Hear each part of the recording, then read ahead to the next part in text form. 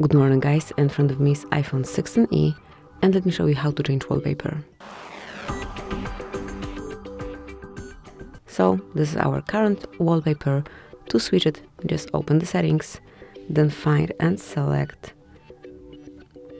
wallpaper and now mark add new wallpaper.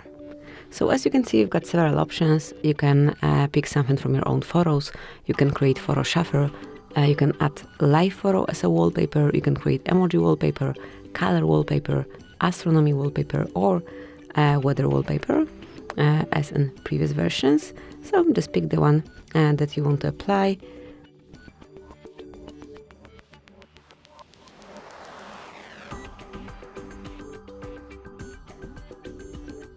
Let me pick, for example, this one.